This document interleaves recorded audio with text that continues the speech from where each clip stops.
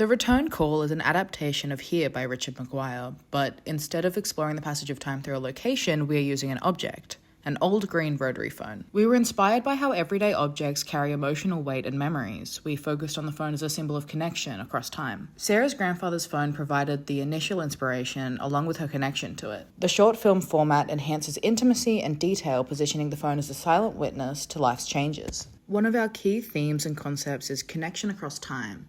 The phone has the ability to connect to anyone, showing how one object can carry stories and emotions across decades. We provide themes of legacy as the phone is passed down through family and passed around to other people. Here uses a place to show the passage of time, while our film uses the phone to capture moments of joy, grief, and the minutiae of everyday life. And we're using the concept of the cyclical nature of life. Life itself is a cycle.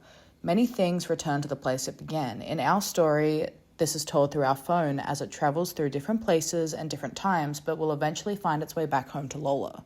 This demonstrates the cycles of getting lost and finding your way in life as a whole. The Return Call follows the story of a vintage green rotary phone as it moves through decades and its impact on the lives it touches. It's bought by a man and we see his life from the perspective of the phone. His grandchild Lola leaves a scratch on its surface, a seemingly small detail that evolves into a crucial narrative thread connecting different moments in time. The film unfolds through non-linear scenes, focusing on the lives of the grandfather and Lola. The phone is a constant presence during these pivotal instances, observing their love, their losses, and the quiet gestures that define their bond. As the years progress, the phone embarks on its own journey. It's passed on, becoming ironic retro decor for a modern influencer, then acquired by an antique collector whose passing leads it back to a local market. Ultimately, it finds its way to an adult Lola, completing the cycle of return. By shifting between eras, the Return Call highlights the enduring constants of human relationships amidst technological evolution, lifestyle changes, and just the process of time. The silence of the phone itself emphasizes the true connection that transcends spoken words, residing in the shared experiences and the quiet presence of objects that anchor our memories. In the final scene, an adult Lola traces a childhood scratch on the phone's surface. In this quiet act, she realizes that the phone's return signifies the completion of a cycle, a tangible link to her past, and a reminder that objects, much like people, can carry stories and foster unexpected connections, grounding us in continuity. The non-linear, fragmented timeline is inspired by Richard Maguire's Here. The phone acts as a constant while time rapidly shifts around it, showing childhood moments, adult rediscovery, wedding, funerals, and more. Rather than keeping it strictly chronological, the non-linear storyline emphasizes the continuity through memory rather than just linear progression. The plot in chronological order starts in the 1960s, where the young man who will become the grandfather buys the phone for his car garage business. This leads into the 2000s as a young child who will be Lola plays with the phone in her grandfather's garage, scratching it. Later in the 2000s, the grandfather will die and the phone is boxed and sold.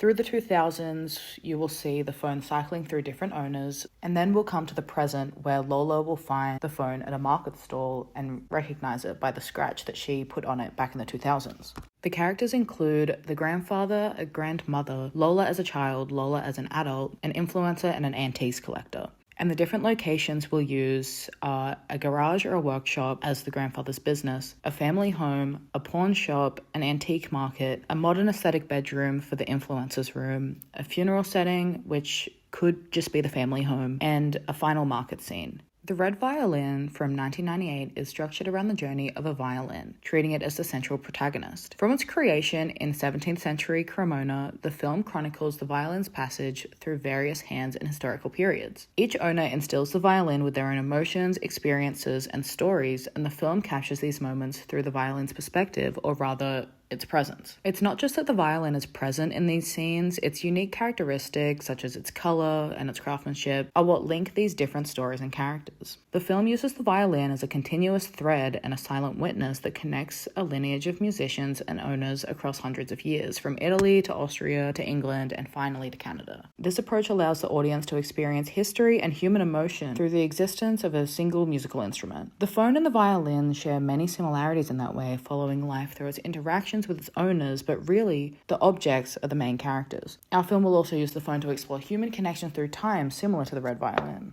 For the crew, we'll need a director to oversee the creative vision, a cinematographer/camera operator, a boom operator to capture dialogue, the editor who will edit the final product, and our actors. For our equipment, we want a Canon XA70. We'll need a tripod, especially to keep the continuity of the phone being in the exact same place in frame every single time. A boom mic or a Rode microphone would be best.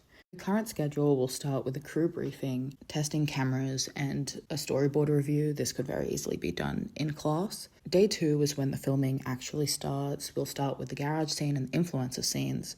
Day 3 will be the family home scenes. Day 4 will focus on the market stall and the pawn shop. And Day 5 will do the antique collector. Day 6 is designated for anything that we've forgotten or decide that we need. In our proof of concept, we've used the phone in different shots, keeping the phone in the same place on screen, but changing the backdrops around it. I've added different things in the background audio-wise to portray different stories in different times. I've also added the year down the bottom, similar to how in here, 2014, the illustrations have the different years down the bottom of when they are set.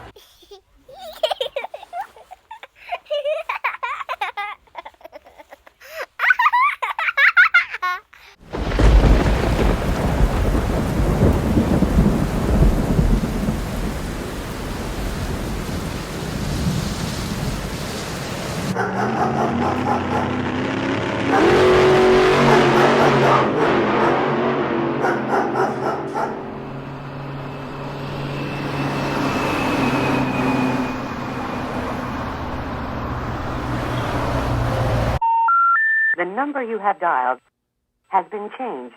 The new number is... Please note, the new number is...